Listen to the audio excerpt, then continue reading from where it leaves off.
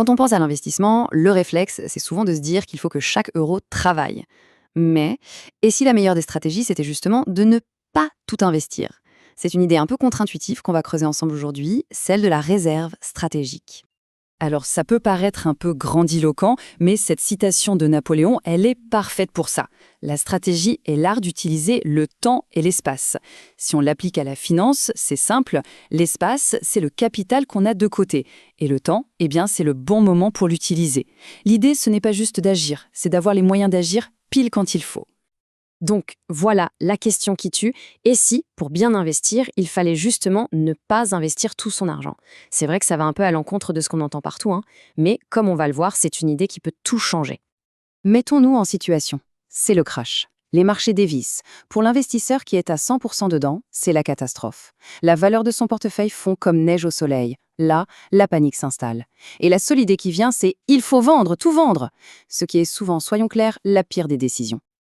Ok alors, comment on fait pour éviter de tomber dans ce piège émotionnel? Eh bien la réponse, c'est de se construire ce qu'on pourrait appeler un bouclier financier. Et ce bouclier, c'est précisément ça, la fameuse réserve stratégique. En clair, c'est une somme d'argent qu'on décide consciemment de ne pas placer sur les marchés. L'objectif ici, ce n'est pas de chercher du rendement, non. Le but, c'est la résilience. On accepte que cet argent dorme un peu pour s'offrir de la tranquillité d'esprit et surtout une véritable force de frappe pour plus tard. En fait, cette réserve, elle a 3 super pouvoirs. D'abord, elle permet de transformer une crise en une opportunité d'achat incroyable. Ensuite, elle agit comme un vrai calmant, un rempart psychologique contre la panique. Et enfin, et c'est peut-être le plus important, elle donne les moyens de rester aux commandes de son destin financier plutôt que de le subir. Bon, l'idée est séduisante, c'est sûr. Mais maintenant, la question qui se pose, c'est concrètement, on met combien de côté? C'est le moment de parler chiffres et de voir comment on calibre cette réserve. Pour bien comprendre, prenons un exemple tout simple. Imaginons un portefeuille de 10 000 euros. Le marché s'effondre de 50%. Bam! Le portefeuille ne vaut plus que 5 000 euros. C'est là, à ce moment précis, qu'on déploie une réserve de 5 000 euros pour racheter des actifs qui sont en solde. Le résultat, on se retrouve avec beaucoup plus d'actifs achetés au plus bas.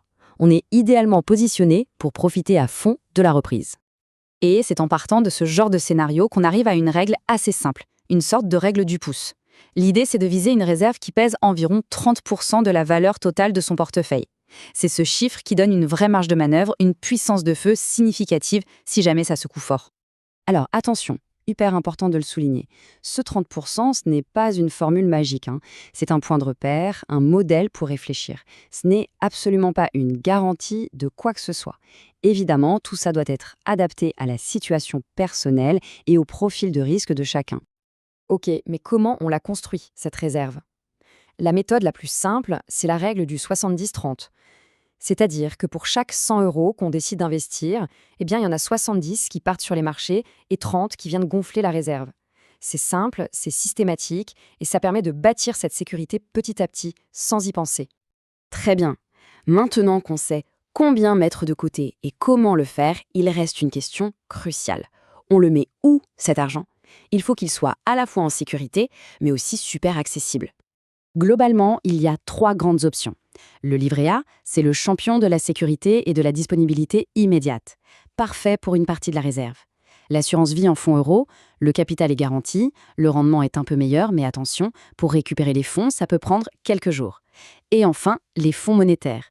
Le rendement peut être encore un peu plus élevé, mais il y a un léger risque de perte en capital, même s'il reste très très faible. Du coup, la solution idéale, c'est souvent de ne pas mettre tous ses œufs dans le même panier. Une approche mixte, en fait. Une partie de la réserve sur un support hyper liquide, genre livret A, pour pouvoir dégainer tout de suite. Et l'autre partie sur un placement un peu plus rentable, mais toujours sécurisé, comme un fonds euro. Le fait de mettre ça en place, ça change vraiment tout dans la tête de l'investisseur. On passe d'une posture où on subit les événements à une posture où on agit. On n'est plus dans la réaction, on est dans l'action, une action qui a été planifiée. Et la différence entre les deux est juste énorme. D'un côté, il y a l'investisseur pris de panique, celui qui réagit à chaud, qui vend par peur, bref, qui est contrôlé par ses émotions. Et de l'autre, il y a l'investisseur stratégique. Lui, il a un plan, il achète avec conviction, c'est lui qui reste aux commandes. Donc, si on devait résumer en quelques points clés, l'objectif, c'est d'avoir des munitions prêtes en cas de crise. La taille, On vise environ 30% du portefeuille. Le but ultime, acheter quand tout le monde panique et vend. Et le bénéfice, il est double. La tranquillité d'esprit et le pouvoir d'agir au meilleur moment. Et pour finir, une petite pensée de Charlie Munger qui résume tout. Prenez les idées là où elles sont, mais utilisez votre propre cerveau pour les assembler. Ce qu'on vient de voir, c'est un cadre, un outil vraiment puissant. Maintenant, la vraie question, c'est de savoir comment chacun peut se l'approprier pour construire sa propre stratégie.